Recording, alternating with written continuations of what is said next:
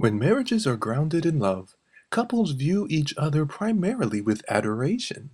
How can someone adequately describe the beauty of someone they love dearly? The writer of the Song of Solomon eloquently describes mutual adoration for the matchless inner and outer beauty of one another. Today's key verse reads, "My dove, my undefiled is but one. She is the only one of her mother. She is the choice one of her that bare her. The daughters saw her and blessed her, yea, the queens and the concubines, and they praised her." Song of Songs, chapter 6, verse 9. Song of Solomon, also called Song of Songs, is grouped with the poetic books of the Bible. It is believed to be an exchange between David's son Solomon during his reign and the Shulamite woman who captured his heart, along with a chorus of palace women called Daughters of Jerusalem. The Song of Songs is a powerful love poem where two lovers, newlyweds by some accounts, sing of their mutual love and unrestrained passion for one another. The king, as a lover, sings of the majesty of his bride. She is dignified, worthy of his attention, and he stands in awe of her appearance, such that she touches his very soul. He uses a lyric device characteristic to Arabic poetry, which uses imagery from the natural world to praise the lover's human physique, moving from one part of the body to the next. A woman's beauty is to be celebrated, and a man does well to shower the woman he loves with words of affirmation. The writer moves from a general praise of her overall beauty to praising specific parts of her body. Her eyes, which he likened to doves, arouse in him anguish now. The look of love from her is too overwhelming for him to hold her gaze, and he begs her to look away. He repeats a compliment that her hair is like a flock of goats on Mount Gilead. He is comparing her hair to the sight of goats descending the rolling hills, which might have appeared as a woman's long, thick, wavy black hair, the predominant color of goats in Syria-Palestine at that time.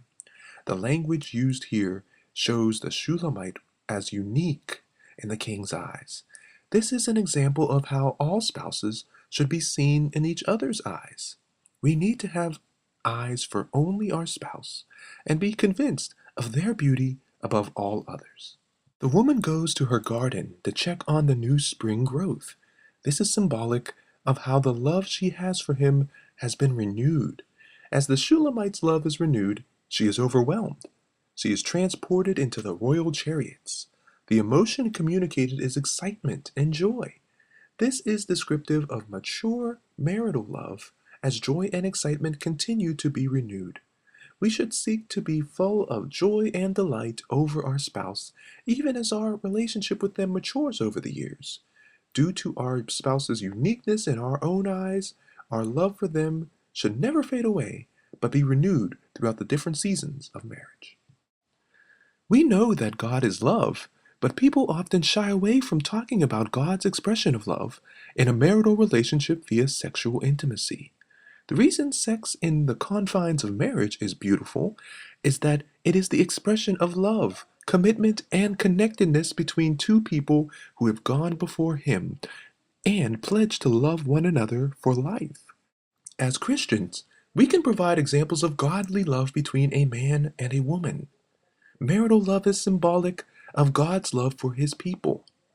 We can also impact our culture by calling for the end of inappropriate sexual images and song lyrics that demean and objectify the opposite sex. We can also celebrate the unique beauty of our spouse and resist the world's false standard of beauty. There is nothing wrong with sexual desire, as it is God's design for humanity. He also designed it to be expressed within the boundaries of marriage. This is for His glory, as through marriage we imitate His covenant relationship with His people. It is also for our good, as our greatest joy and fulfillment in romantic relationships can be found in the institution of marriage. Thank you so much for subscribing and listening to iLights. May the peace of God, which passeth all understanding, keep your hearts and minds through Christ Jesus.